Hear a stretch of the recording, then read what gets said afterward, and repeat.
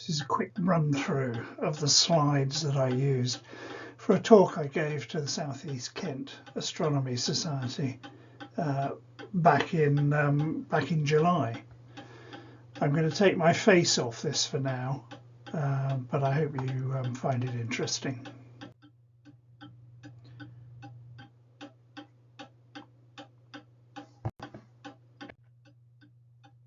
My brief was to talk about data collection and image processing, and I've tried to cover in the slides everything from where I started, which was a rig optimized for looking at solar system stuff, so sun, moon, planets and so on, through to a later rig that was set up in order to get some deep sky imaging, so nebulae like this and galaxies.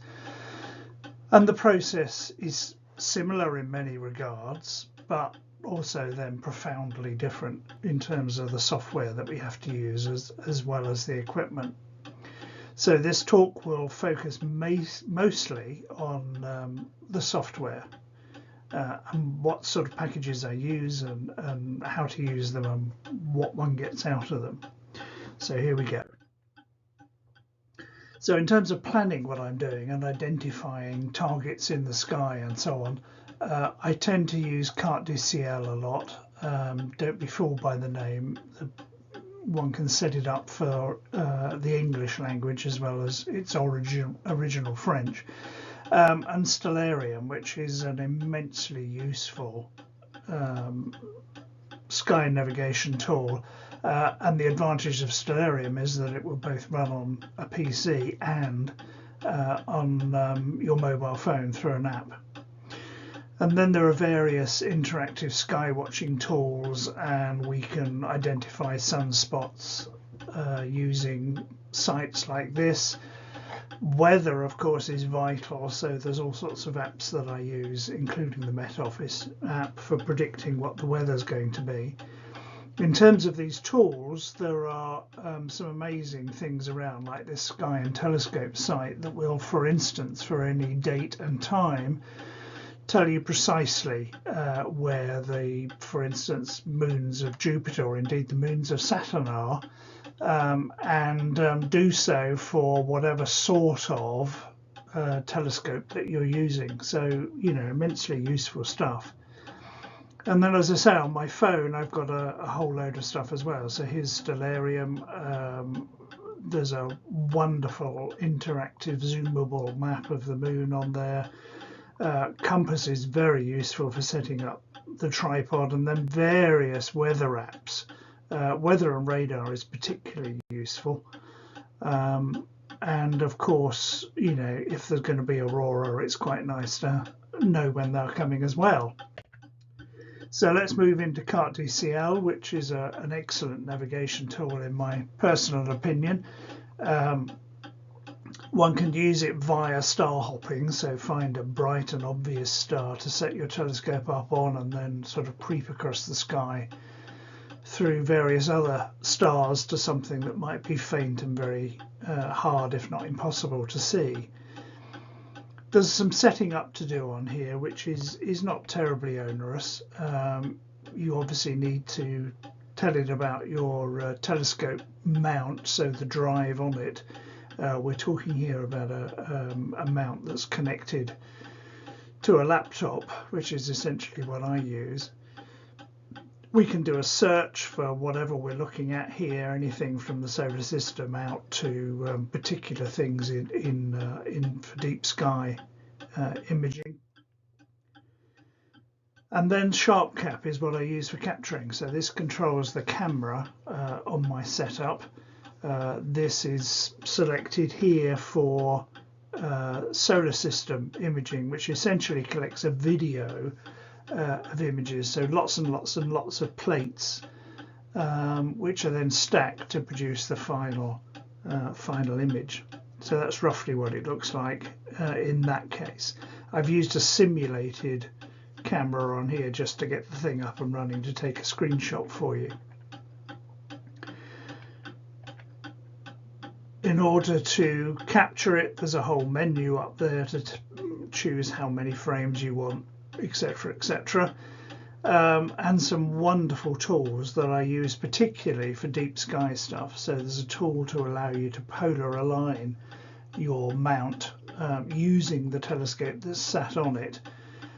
Plate solving is immensely useful for deep sky stuff because it will identify from the pattern of stars in an image exactly where you're pointing, and then move it to the place you really wanted to be looking at. And quite often there's a degree or so error in your initial setup, and this gets over that problem wonderfully, which certainly beats hunting around manually.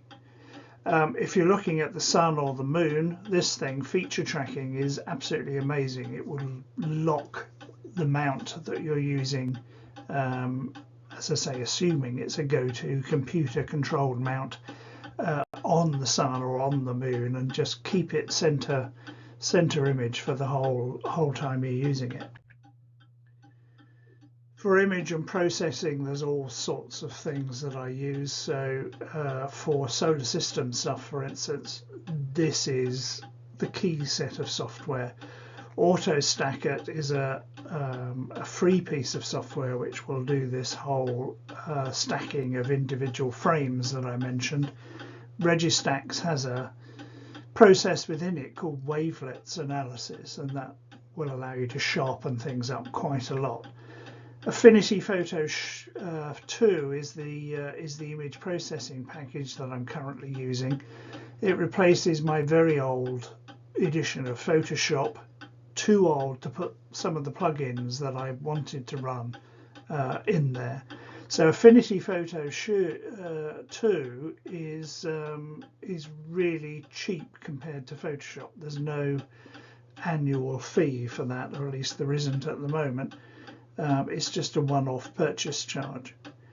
PIP is useful for joining individual data sets together. So if you've taken images of a planet different times in the night, or even on different evenings, you can stitch them together using this program here, PIP.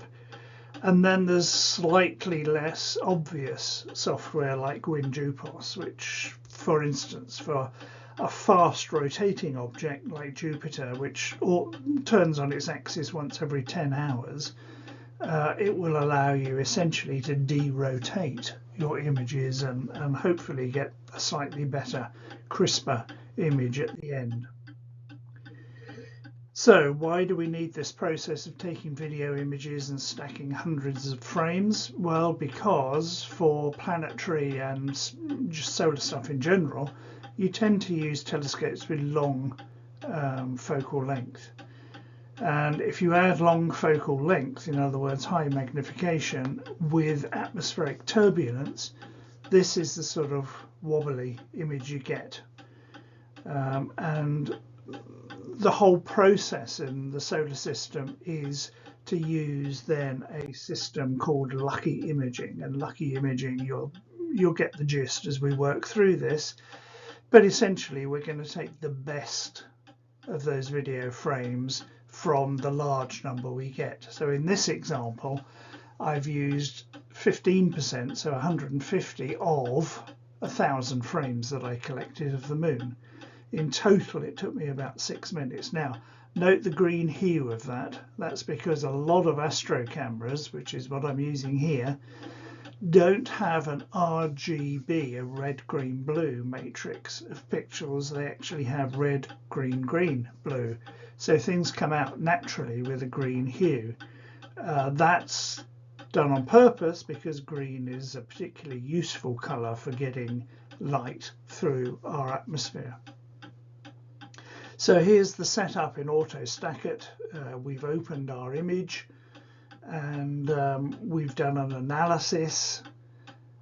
We've told it that this is a planet, so it's going to center it on the center of gravity of the image. And then it goes through a whole process of analysis on the video files that we've got. And you can see that, you know, with the desktop that I had at the time, this is several minutes worth of data processing. And we get something out at the other end called a quality graph, which is not always the best indication of quality, but it's a pretty good start. And you can see that our frames, if we order them in terms of quality, decrease all the way to rubbish from things that are actually not too bad. So I've selected the top 15%, which is about sort of up to there on this quality graph. I've made sure that our red, green and blue pixels are aligned, and you can choose where and how you save it and so on. So if we go through the process, this RGB one selects under the colour tab here, and our 15% we've selected over here. You can do something called drizzling, which essentially replicates or artificially zooms the image. I've turned it off because this is already quite a large file, and I've found in practice I actually get very little out of drizzling.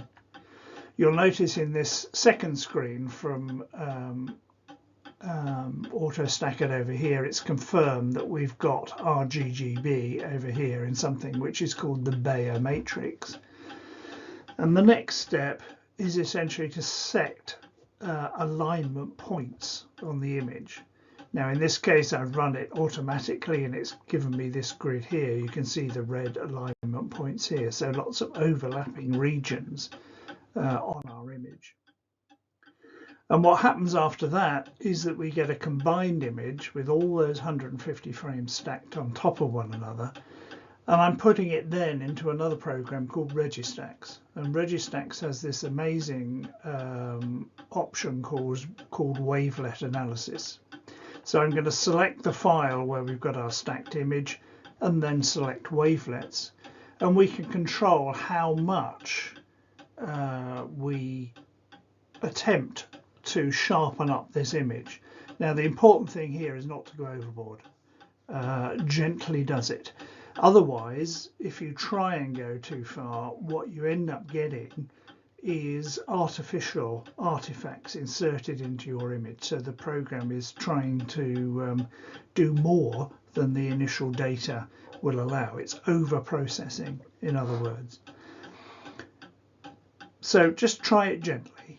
Get something that you think works. It's an experimental process, so suck it and see. But if you find something that works, it might be worth just saving that pattern for when you look at, for instance, the moon again under similar conditions. We can align the red, green and blue colours just as we could in AutoStacked. If you've done it once, you don't want to be doing it again. There is the option to balance red, green and blue. So in other words, we can scale it back so that green is no longer dominant, for instance. That's quite useful. It'll only do that on a selected part of the image, and you can move that selected sample part around if that's helpful. So at the end you click this button that says do all, and it will then take those settings over the entire image for you. And then of course you'll have to save it. And what you get after saving it is this, and you'll find, you can see here it's noticeably sharper, our image. It's still got the green hue because I've actually not done anything about it thus far. I tend not to do that in Registrax, but then to go forward and use something like Photoshop or Affinity Photo to get the balance right.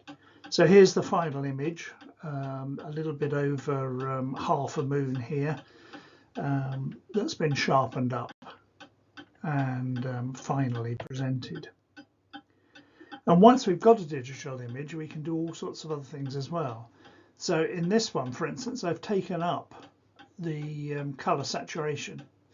And you can see immediately that if we do that, we lose this sort of blindingly pseudo monochrome looking moon that we see with our naked eye.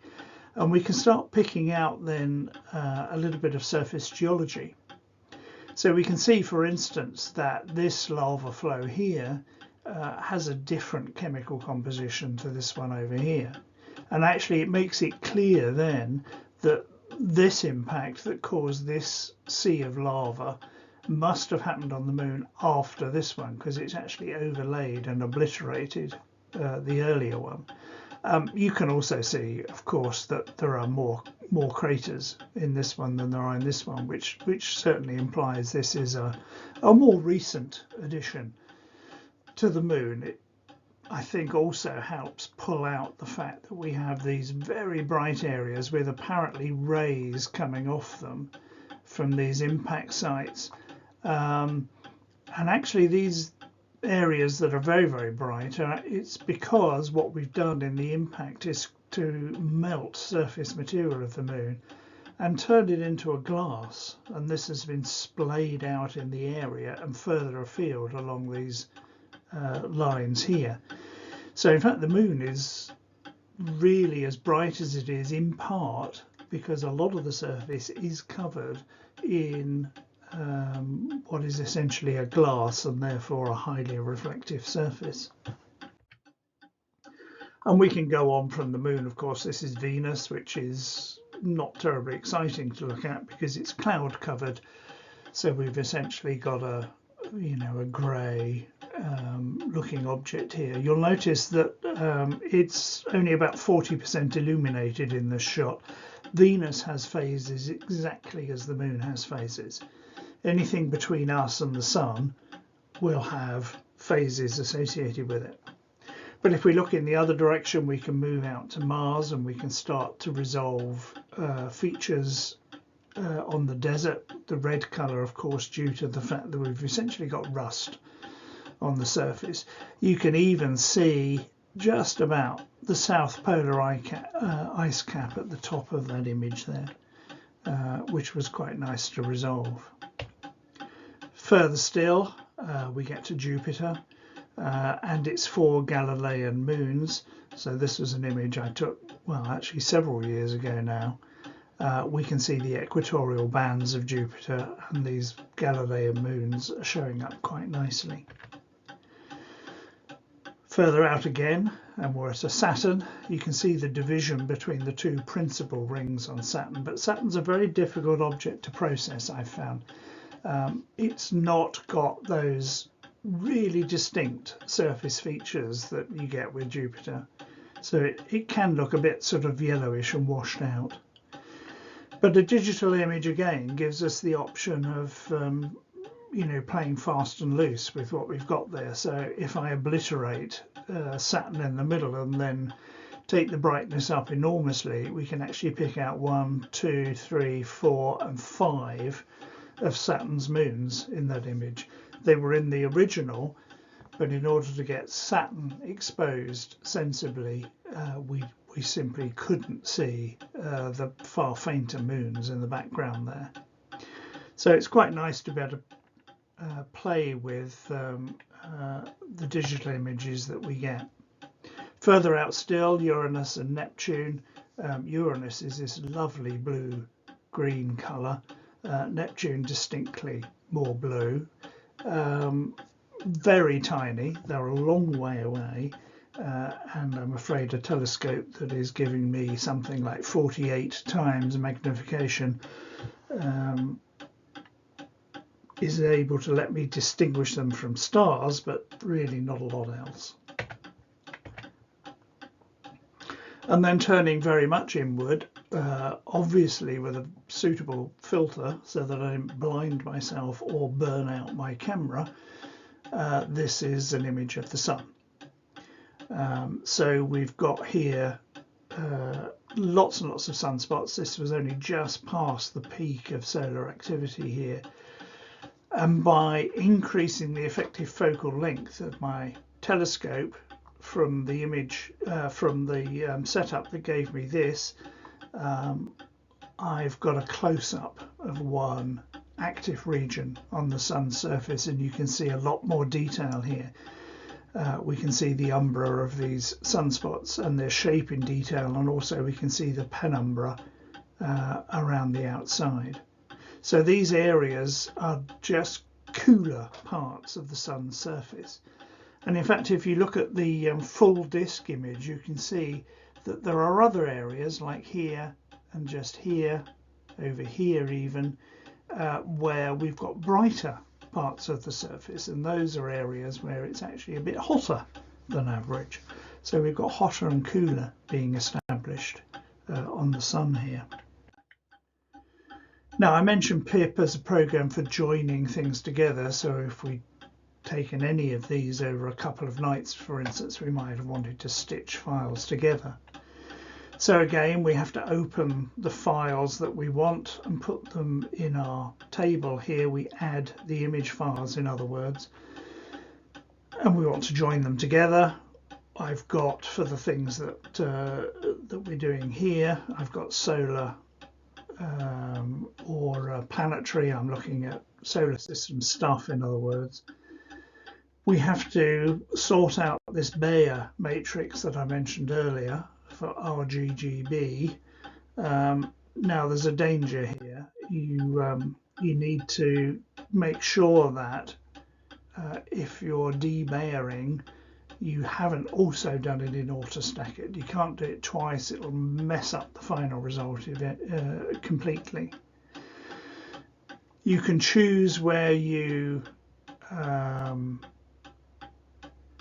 do your stabilization in this sense. So pip will give you an object that is centered in the final frame, which is very, very useful. And there's different ways of doing that. Again, play with it to make sure. I've highlighted this one essentially to make sure that this isn't ticked, otherwise you're going to lose all your color information and end up with a monochrome final result. We can do quality estimation on here just exactly as we did in AutoStack, and sometimes it's useful to do a preliminary sift through the data before you go back into AutoStack and stack up the rest. That's entirely up to you. As I said, we use this video format for lucky imaging and solar system type stuff. If we move to deep sky, for instance, we'll move to this different format here called a FITS format. We're no longer recording videos, we're recording stills. WinJupus I told you about as well as being useful for derotating images of planets like Jupiter. I rarely use it. It's not a program for the faint-hearted, but it can be useful. And it's got things for other planets as well, so you can do exactly the same thing for Saturn, for instance, if you needed to. And it will predict things like shadow transits of the Galilean moons across the surface of Jupiter, for instance. And that could be quite useful, although there's lots of other places you can look up that information. So moving now from solar system to things further out, deep sky imaging and looking at faint stuff that we simply can't see easily at all without digital imaging, we go to this different setup here. So this is a mount that is computer controlled. It plugs into my laptop. There's all sorts of feedback loops on it. It also plugs into this secondary telescope and camera up here, which is my guide scope. We've got a finder scope on here, which is the way you might visually track down an object. This one will let me do it digitally, and it's an extremely useful addition. So in keeping our image that we can't actually see directly in the center of our field of view, we use a process called guiding. That's what the second telescope and camera is for. And we're going to use CartDCL and SharpCap again. And it's important for deep sky images that we calibrate our camera and our telescope setup. So we're going to run things called darks, which is essentially taking a few frames with the lens cap on. So we're looking at the behavior just of the camera. Flats, which again is taking frames, at this time with an evenly illuminated surface at the front of the telescope. So that will tell us about any gradients on our camera, and at bias, which gives us slightly different information about the electronics in our camera as well. The analog auto stacker is something called deep sky stacker. So this is what's going to take our individual frames as opposed to our video frames and stack them to produce a final frame that we can then process in something called like Affinity Photo 2 or Photoshop, or if you have the money, PixInsight. And there are various things we can use in conjunction with that. So Grexpert, for instance, is great at handling backgrounds where you've got a bit of gradient. So maybe the moon was nearby, or some sort of illumination like street lights off to one side of your image, which is distorting the background a little bit. Grexpert's quite good at coping with that. So here we are. This is our PhD 2 guiding issue, software rather, and it's very useful and it's quite intuitive to use. There's a bit of a learning curve, but it's not terribly steep, and there's lots of good YouTube videos on this. So I'm going to connect up the guide scope. One little tip here: make sure that your telescope camera is not plugged in when you set this up. You really need just your guide camera plugged in at this point of time. So this is what I'm using, a generic driver for the camera that I've got to guide. I'm telling it what computer controlled mount I've got, so it knows how to handle that. So very useful. We can connect those two. It's quite straightforward. And what we then have to run through is this set of menus down the bottom. So this is essentially then telling it to start gathering images, to select the stars that it wants to use to lock onto, and then to lock onto them. And after that, we've got the option to stop everything, and we can choose the exposure time just to make sure that we've got something that's usable. So when we've set all that up, we have an image like this. So we've got here all sorts of stars, a whole selection of stars that PhD 2 has decided are bright enough that it can latch onto them, but not too bright, so they're smeared out over umpteen pixels like this this thing here. And then it will proceed to make sure that we're locked onto those stars for however long our data collection process takes, which can be many hours for a faint object. And it's excellent at doing that. So over here you can see that this is the position, really, the accuracy with which in right ascension and declination, so our up, down, left, right directions, how precisely it's controlling it, and it's doing pretty well. Most of these spots are within half a second of arc, which is pretty good. And over here we can see essentially the same thing, but in like a chart recorder image here. So we've got right ascension and declination wiggling along to either side of the axis here, and every time we see a blue or a red spike, it's when the software has told the mount that it needs to do just a little bit of correction here or there in order to keep those things tracking along the axis like that. So it's providing feedback to our device in order to keep this this whole system locked on in the way that it is. It's an excellent piece of software, invaluable.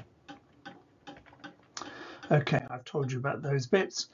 After that, we're going to put our final results into Deep Sky Stacker. So here are all my FITS files, my individual frames of the object that I'm looking at. And we're going to feed in not only those, but our dark, flat and bias calibration frames as well. all of those will be listed down here, and we can look at each one individually if we want to. It'll give us a quality estimation of each, so the ones that are a bit iffy we can decide to untick, in other words not use, not contaminate our data set with them, and that's quite useful. So here's the file number and the fact that it's fits. I'm looking in this case at the Owl Nebula, which is Messier 97 in that catalogue. And once we've registered it, we get all of this information. We can compute the offsets, so in other words the X and the Y position and the rotation that would be needed to keep all of these stars precisely aligned from one frame to the other. And it's really quite useful from that point of view. The final step is to stack them all together. We can see better what we're looking at. We've got a simple sort of stretch bar up here, which will, we can use to brighten our image. And the other really useful tool is this zoom feature here. So it'll give us a circle that we can zoom on to an individual bit. So if the quality factor for some frames is low, one of the things we might see in this zoom view, for instance, is that our stars are not nice and circular. Maybe they're elliptical or some other strange artifact. I've had this happen, for instance, when I've simply walked past my mount and not been careful to stand on the flagstones that the tripod legs are settled on, and it's wobbled it about for a bit. So it's another tool for estimating whether things are going wrong. Clouds drifting past, for instance, can give us bad individual frames, and those we can then, as I say, take out of the equation. So when we've done all that and we want to stack it, we need to make sure that just going to click all these on. We make sure that we've got enough stars so that we get our individual frames properly lined up with one another. And you can do that using its automatic settings, or you can manually set it somewhere between 20 and 70 stars visible in the individual frames is not a bad place to start. We're going to, if we want to, we can drizzle at this point just as we could in auto stack it. As I say, I tend not to use that. Again, we've got the opportunity to make sure that our red, green and blue channels are aligned, so very similar to auto stack it. And we can choose ways in which we're going to align these images. So the standard mode, which is pretty useful, gives us a rectangle where most of the frames are in most of the stars are in most of the frames, and that works quite well. We can be really tough and use intersection mode, which only gives us those frames where all of our stacking stars are visible. So what do we get out of it? Well, this is my frame of M97. Here's M97 up here, this fuzzy blob. And I've put it into Affinity Photo 2. You can use whatever you want, but we can do simple things now, like make sure that the balance of colours is correct. Excuse me, and that can be quite useful. Beyond that, we can just play after that, and it's relatively straightforward once you've got the hang of it. So the default from Deep Sky Scatter is a 32-bit TIFF file, but a lot of the plugins I use rely on the image being 16-bit. So there's a drop-down menu here that allows you to make that change really quite trivially. And then we can start to brighten the image up using the curves option. You can see that I lined up my red, green and blue pretty well in here.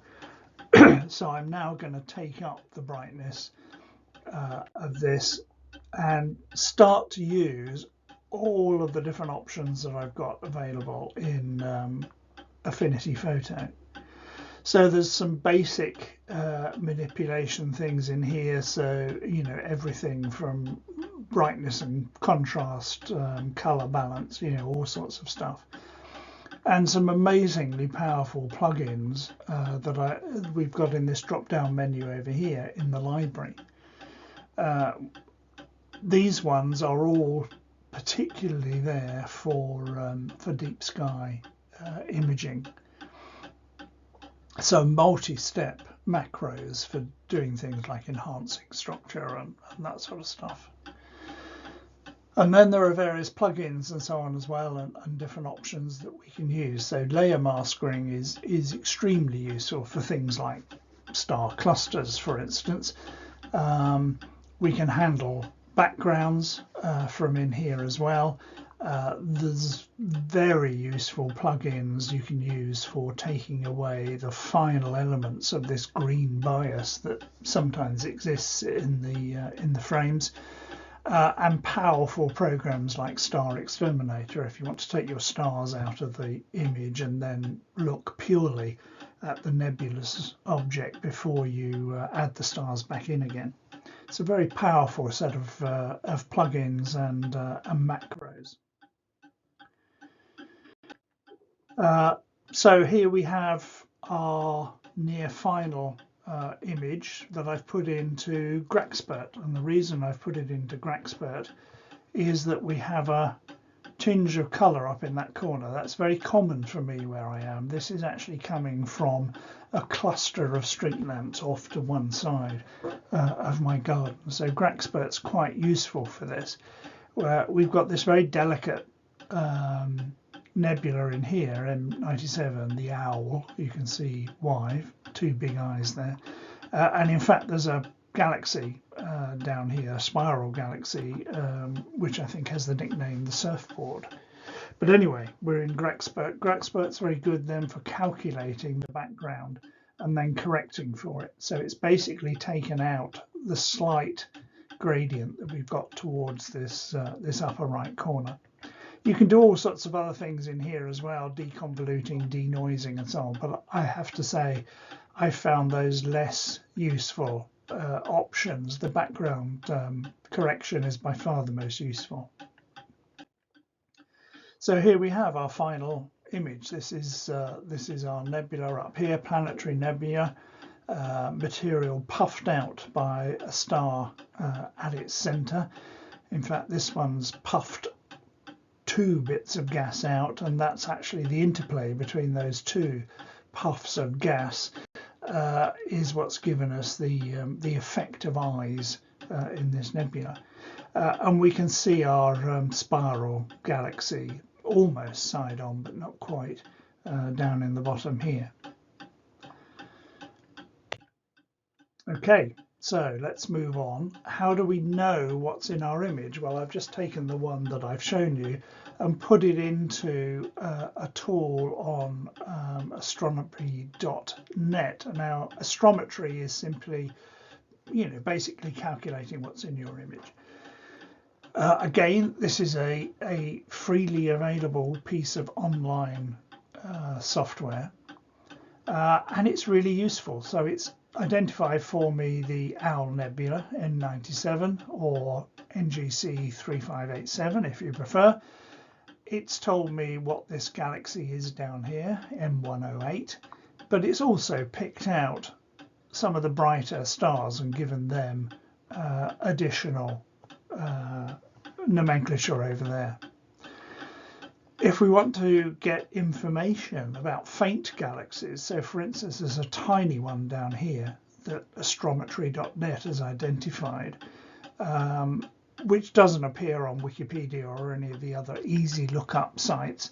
I tend to go for this NASA sponsored Caltech tool here online, which will enable you to search for any particular galaxy, and it will tell you everything that's known about it. For things like the Owl Nebula, Wikipedia is an obvious place to start. Now, this whole process has taken me a long time to get to. When I started this process, I was making all sorts of mistakes. So for instance, the first time I looked at the Ring Nebula, another planetary nebula, I got so many things wrong. I ended up losing all the colour in my files. I made the mistake of recording this as a video rather than a set of FITS files, so that was entirely my error.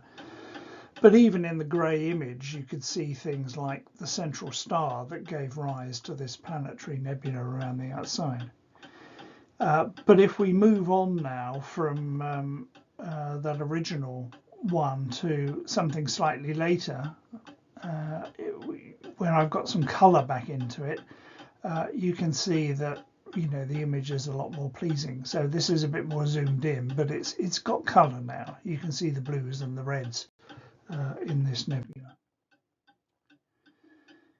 And the learning continues. So here's here's what I tried to do with my various setups and various generations of software and so on M81 and M82, Bode's Galaxy and the Cigar Galaxy. These are somewhere near the plough, so they're actually visible all year round. So when I first looked, pretty rubbish really. I was only getting the core of M81. I could see bits and pieces in M82, but no real detail.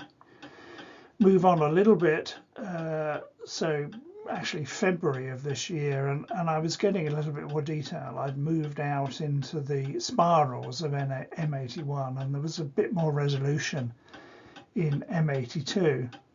A little bit further, and I can start to see more clearly the dust lanes in this galaxy and the dust that's cutting across the center there of M82. There's another very faint galaxy chopped off in the top corner there, but we won't worry about that. And then images that I'm quite pleased with now. So this is Andromeda M31. You can see that Andromeda is huge. This is the same field of view as I've been showing you in the past few slides. Andromeda won't fit even in a near diagonal in that frame. These frames in the setup I've got are about 1.4 degrees square. So the moon would essentially be that size. Andromeda is big, but of course it's very faint. We can get two of its dwarf companion galaxies here as well, which is really rather nice. There's also up here, this blue region in Andromeda is a star forming region that's still active in that galaxy. Quite nice to be able to see that.